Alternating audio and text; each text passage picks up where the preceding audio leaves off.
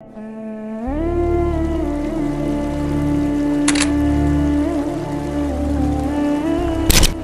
خلقنا الانسان فی کبد،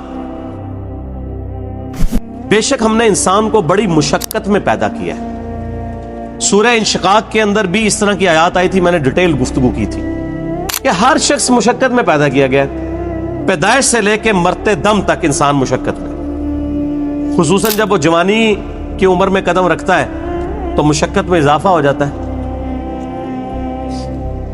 اور وقت کے ساتھ ساتھ انسان پہ برا وقت ہی آتا ہے، اچھا وقت نہیں آتا۔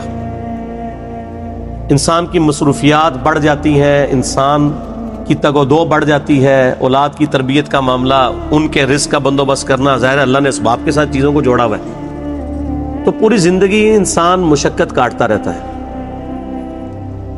لیکن کامیاب ہیں وہ لوگ جن کی یہ مشقت اللہ کے لیے ہوتی ہے، چاہے وہ اپنے بیوی بچوں کے لیے بھی کر رہے ہیں، لیکن خدا ٹاپ پرائرٹی رہے، اللہ کو ترجیح اول مانے۔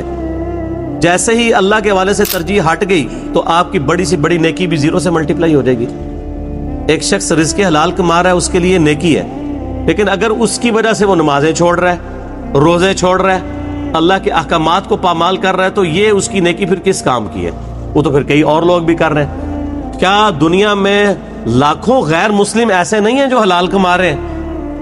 بڑے بڑے اپ رائٹ قسم کے لوگ ہیں، اس طرح کے آپ کو مسلمانوں میں دکھانے مشکل ہو جاتے ہیں، لیکن جب تک خدا کے ساتھ کمٹمنٹ نہیں ہوگی آپ کی نیکیوں کا آپ کو فائدہ نہیں ہوگا۔ تو انسان کو مشقت میں اللہ نے پیدا کیا، ماں کو بھی مشقت اٹھانی پڑتی ہے، باپ کو بھی اٹھانی پڑتی ہے، اور انسان جب یعنی بچپن میں تو اس کی بڑی بادشاہ والی زندگی ہوتی ہے، جو جوانی میں قدم رکھتا ہے اس کی مشقت کا دور شروع ہو جاتا ہے، حتیٰ کہ انسان اس زندگی سے فارغ ہو جاتا ہے۔ اتنی تکلیفیں اٹھانے کے بعد ابھی آخرت کی تکلیفیں باقی ہے۔ اگر کسی نے دنیا میں اللہ کی مرضی کی زندگی گزاری تو اس کی یہ مشقت عارضی ہے، ہمیشہ کی کامیابیاں اس کا مقدر ہے، اور اگر کسی نے دنیا اپنی مرضی کی گزاری تو یہاں پہ کتنی عیاشی کر لے گا، وہ الٹیمیٹلی مر کے ہمیشہ کی زندگی میں اللہ تعالیٰ کہ حضور اسے ناکامی کا سامنا کرنا پڑے گا، اور ہمیشہ کی مشقتیں، ذلت اور عذاب اس کا مقدر ہونے والی ہیں، وَلِعَوْذُ بِاللَّهِ تَعَالَى۔ تو انسان کی کوشش ہوتی ہے، اب وہ کوشش اگر پازیٹیو ہے رزلٹ پازیٹیو نکلے گا، نیگیٹو ہے تو نیگیٹو نکلے گا۔ اسی کا ذکر اب آگے آ رہا ہے، أَيَحْسَبُ أَن لَّن يَقْدِرَ عَلَيْهِ أَحَدٌ، کیا انسان یہ گمان کرتا ہے کہ اس پر کسی کا بس نہیں چلے گا؟ یعنی وہ اگر دنیا اپنی مرضی کی گزار ہے تو یہ سمجھ رہے ہیں آخرت بھی اپنی مرضی کی گزارے گا؟ نہ، ایسا نہیں ہوگا۔ یقول اہلکت مالا لبدا، بڑے فخر سے کہتا ہے کہ میں نے تو بڑا مال خرچ کیا ہے۔ اسپیسیفکلی تو اشارہ ہے مشرکین عرب کے ان امیر لوگوں کی طرف جن کا ذکر قرآن پاک میں کئی جگہ ہے کہ وہ بڑا فخر کرتے تھے کہ ہم حرم مکہ کی جو خدمت ہے وہ ہمارے ذمہ ہے، ہم یہاں پہ حاجیوں کے اوپر جو ہے وہ خرچہ بھی کرتے ہیں، اللہ کی راہ میں لوٹاتے ہیں۔ اللہ فرماتا ہے ان اعمال کا فائدہ نہیں ہے جب تک تم اللہ کی توحید اور اس کے نبی علیہ السلام کی رسالت پر ایمان نہیں لاؤ گے، شرک سے کنارہ کشی اختیار نہیں کرو گے، تو یہ حاجیوں کے اوپر کھانا پینے کے اوپر پیسے صرف کرنا، یہ مال جو تم لگا رہے ہو اور بڑی اکڑ رہے ہو کہ اللہ کے حضور اس کا کوئی اجر ملے گا، کوئی اجر نہیں ہے اس کا۔ اَيَحْسَبُ أَن لَّمْ يَرَهُ أَحَدٌ، کیا وہ خیال کرتا ہے کہ اسے کسی نے نہیں دیکھا؟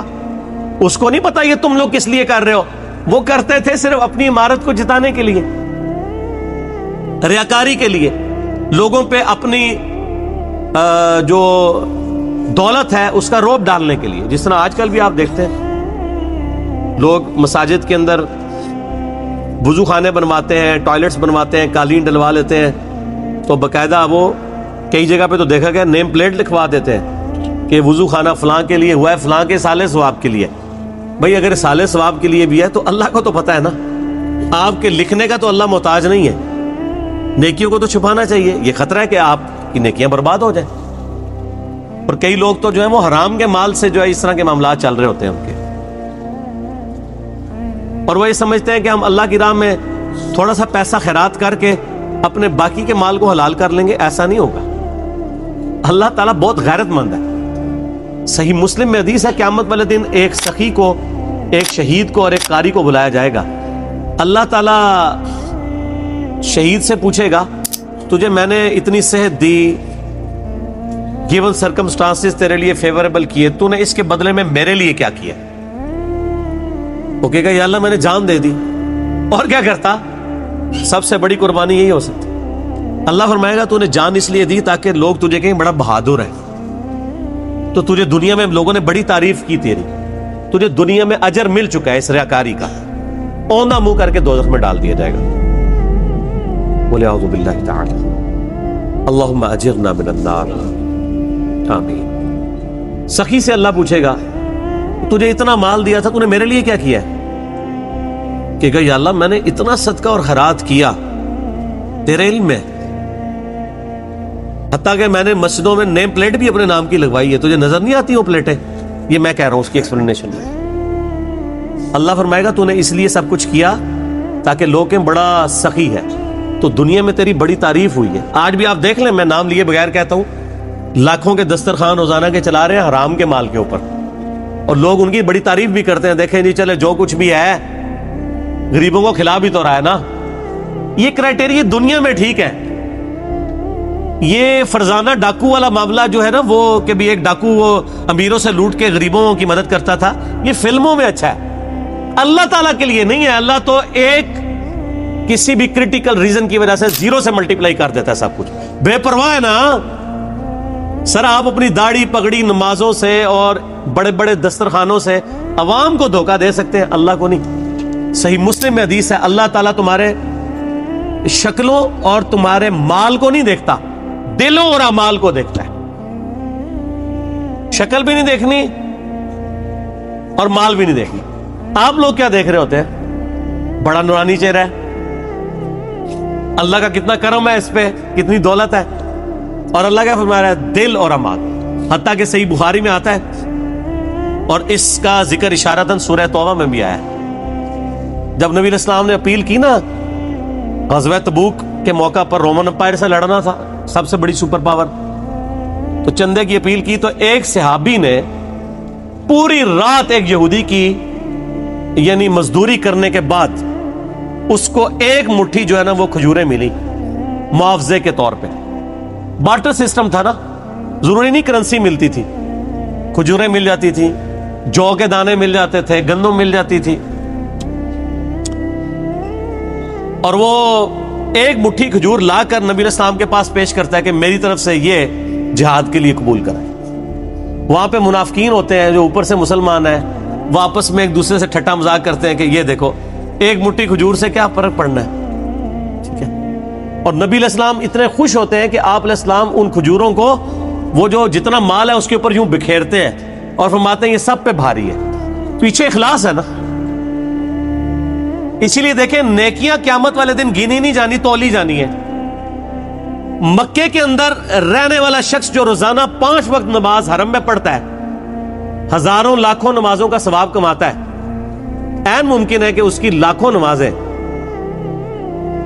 ایک وہ شخص جو سڑک کے کنارے مزدوری کرتا ہے, وہ مسجد تک بھی جانے میں اس کو تردد ہے, اور وہیں پہ وہ اپنا کپڑا ڈال کے جون جولائی کی تپتی دوپہر کے اندر سڑک کے کنارے کسی درخت کی چھاؤں میں صرف فرض ہی ادا کر لیتا ہے. اس کی ایک نماز ظہر ہو سکتا ہے اس کی ہزاروں نماز ظہر جو حرم میں ہے اس سے بڑھ کر ہو, کیونکہ اللہ نے نیکیاں تولنی ہے, گننی نہیں ہے.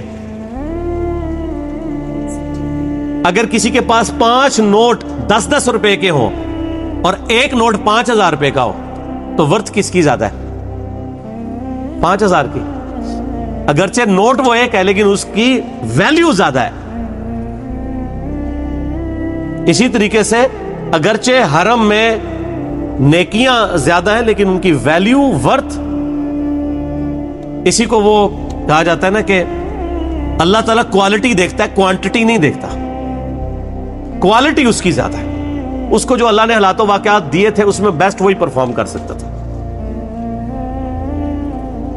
تو قیامت والے دن نیکیاں تولی جائیں گی, گنی نہیں جائیں گی. اور پھر اس میں آتا ہے کہ تیسرا قاری بلایا جائے گا, عالم, قرآن کا حافظ. صحیح مسلم کے الفاظ ہیں. ہاں بھائی قرآن کا علم دیا تھا, کیا کیا؟ کہے گا یا اللہ میں نے تو اتنے لوگوں کو تقریریں کی, اتنے واعظ کیے, اتنے درس قرآن دیے, یہ کرتا رہا. اللہ نے فرمایا وہ اس لیے کرتا رہا کہ لوگ تیری بڑی تعریف کریں کہ تو بڑا علامہ ہے. تو دنیا میں تیری تعریف ہوئی ہے, اتنے بڑے بڑے اشتہار تیرے نام کے نہیں چھپتے تھے, جس کے آگے پیچھے اتنی لمبی لمبی دمیں لگی ہوئی ہوتی تھی. تو تجھے دنیا میں اجر مل چکا ہے, اس کو بھی اوندا منہ کر کے دوزخ. تو ریاکاری کے ساتھ اعمال ایکسیپٹیبل نہیں ہے. اَيَحْسَبُ أَن لَّمْ يَرَهُ أَحَدٌ, کیا اس نے یہ خیال کیا کہ اسے کوئی دیکھ نہیں رہا؟ أَلَمْ نَجْعَل لَّهُ عَيْنَيْن, کیا ہم نے ان کے لیے دو آنکھیں نہیں بنائی؟ اب یہ اللہ تعالیٰ انسانوں کو مخاطب کر رہا ہے کہ جو میں نے تمہیں نعمتیں دی ہیں ان پر غور و تفکر کرو, اور پھر اس کا تقاضا کیا ہے وہ بھی آگے بیان ہوگا. ہم سب جتنے 100+ یہاں لوگ بیٹھے ہیں یا ہزاروں لوگ جو ویڈیو میں دیکھیں گے, کہ پوری دنیا کے انسان اپنے آپ کو سامنے رکھیں. اللہ تعالیٰ آپ سے مخاطب ہے. أَلَمْ نَجْعَل لَّهُ عَيْنَيْن, کیا میں نے تم لوگوں کو آنکھیں نہیں دی؟ وَلِسَانًا وَشَفَتَيْن, اور ایک زبان اور دو ہونٹ نہیں دیے؟ اس کے اندر قیامت مضمر ہے میرے بھائی. یہ زبان اور ہونٹ نہ ہو تو بچہ بڑا ہی نہیں ہو سکتا. اور جو ساتھ جبلی ہدایت اللہ نے دی ہے, اسے پتا ہے کہ میں نے دودھ کیسے پینا ہے. بچے کو سکھانا نہیں پڑتا, وہ اپنی جبلی ہدایت, نیچرل انسٹنکٹ جسے کہتے ہیں, جیسا کہ ایک بکری کی نیچرل انسٹنکٹ ہے کہ وہ گوشت کی طرف دیکھے گی بھی نہیں اور گھاس کھائے گی.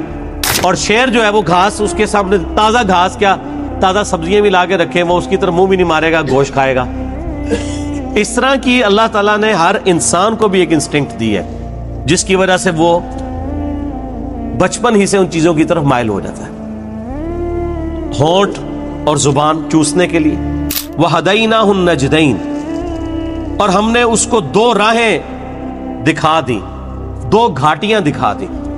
ایک معنی اس کا یہ بھی کیا گیا, ان دو گھاٹیوں سے مراد اس بچے کے لیے جو ماں کے دودھ پینے کی جگہ ہے وہ مراد لی گئی ہے, کیونکہ ہونٹوں کا ساتھ ذکر ہے اور زبان کا ذکر ہے, اور اس کے بعد اس کو جبلی ہدایت بھی دی ہے, یہاں سے تجھے دودھ ملے گا.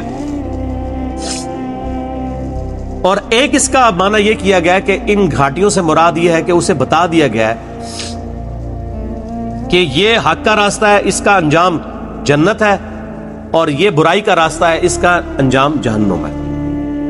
اِنَّا هَدَيْنَاهُ السَّبِيلَ إِمَّا شَاكِرًا وَإِمَّا كَفُورًا, ہم نے ہدایت کا راستہ دکھا دیا ہے, چاہے شکر گزاری کی روش اختیار کرو خواہ نہ شکری کی. فَلَقْتَحَمَ الْعَقَبَةَ, پھر وہ داخل ہی نہیں ہوا اس گھاٹی کے اندر جو اللہ کی ریکوائرمنٹ تھی کہ کون سی گھاٹی اختیار کرنے والی تھی. وما ادراک ما العقبہ, اور تمہیں کیا پتا ہم کس گھاٹی کا ذکر کر رہے ہیں. فک رقبہ, وہ گھاٹی ہے غلاموں کی گردن کو چھڑانا. میں اکثر کہتا ہوں کہ یہ جو مال خرچ کرنا ہے نا, یہ اللہ تعالیٰ کو اتنا محبوب ہے کہ قرآن حکیم میں نماز کے پیرلل ہمیشہ اللہ کی راہ میں صدقہ کرنے کا ذکر آیا ہے. اور یہاں پہ تو دیکھیں اس سے ہٹ کے نماز کا کہیں ذکر ہی نہیں, اللہ کی راہ میں خرچ کر, غلاموں کو آزاد کروانا. غلامی کا دور تھا, آج اس کی ماڈرن فارم یہ ہے کہ کوئی مقروض ہے اور آپ کو اللہ نے رقم دی ہے تو آپ اس مقروض کو اس قرضے سے نجات دلا سکتے ہیں. او اطعام فی یوم ذی مسغبہ, یا بھوک والے دن قحط کے عالم میں کسی بھوکے کو کھانا کھلانا. یہ ہے وہ گھاٹی جو تمہیں عبور کرنی, یعنی جیب ڈھیلی کرنی ہے اللہ کے لیے. اللہ کے لیے جیب وہی ڈھیلی کرے گا جس کی یہ عقیدت ہوگی اللہ کے ساتھ, اور یہ عقیدہ وابستہ ہوگا کہ میں جو مال اللہ کی راہ میں خرچ کر رہا ہوں الٹیمیٹلی اس کا بدلہ مجھے اللہ تعالی نے آن دا ڈے آف ججمنٹ, قیامت کے دن دینا ہے.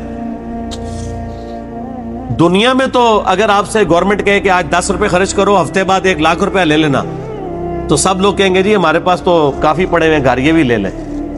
اور لاکھ کے ساتھ ڈبل شاہ کے کئی واقعات آپ کے ملک میں نہیں آتے.